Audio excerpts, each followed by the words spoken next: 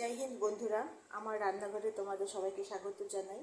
তো আমি এখন একটা এমনি আলুর তরকারি করব, যেটা পুরি দিয়ে, নান দিয়ে, রুটি দিয়ে, পরোটা দিয়ে, ডাল পুরি দিয়ে যা কিছুর সাথে খাওয়া যেতে পারে।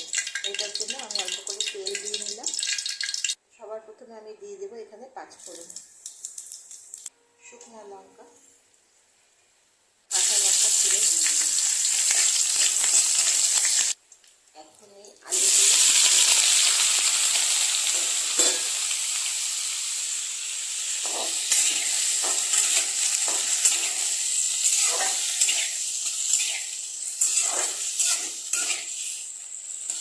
গ্যাসের আঁচটাকে একটু বাড়িয়ে দেবো।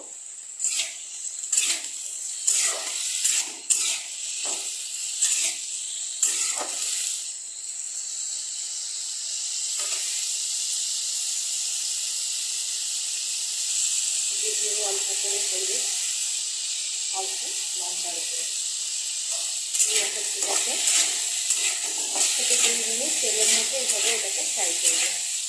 সবগুলো যাতে একসাথে মিশে যায় ভালো করে এটাকে 1 থেকে 2 মিনিট এটাকে ফ্রাই করবো।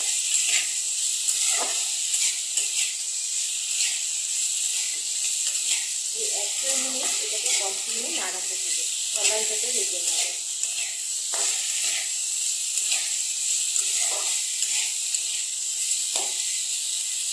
তারপরে দিয়ে দেবো লবণ, অল্প মিষ্টি। এইসব তরকারিতে আমরা একটু মিষ্টিটা বেশি খাই, তো দিয়ে এটাকে ভালো করে নাড়াবো।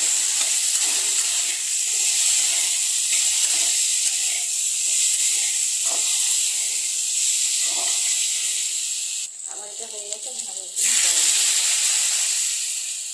একটু ঝোল ঝোল মাখা মাখা রাখবো, একদম শুকনো করবো না।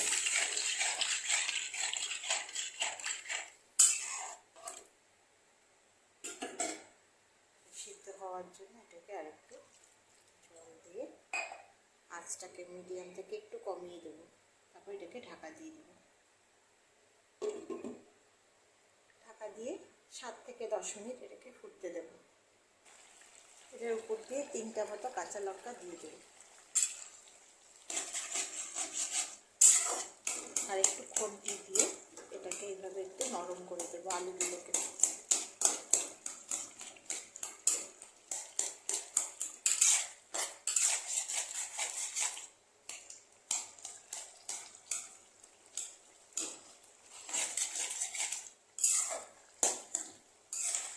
এটা হয়ে গেছে।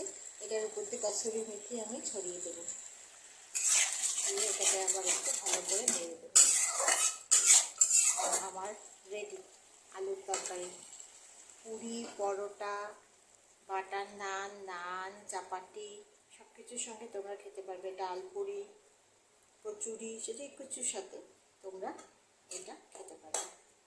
তো আমাদের রেসিপিটা ভালো লেগে থাকলে লাইক, শেয়ার আর সাবস্ক্রাইব করে দিও। পাশে থেকেও কমেন্টে জানিও কেমন লাগলো। চলো আজকের জন্য টাটা।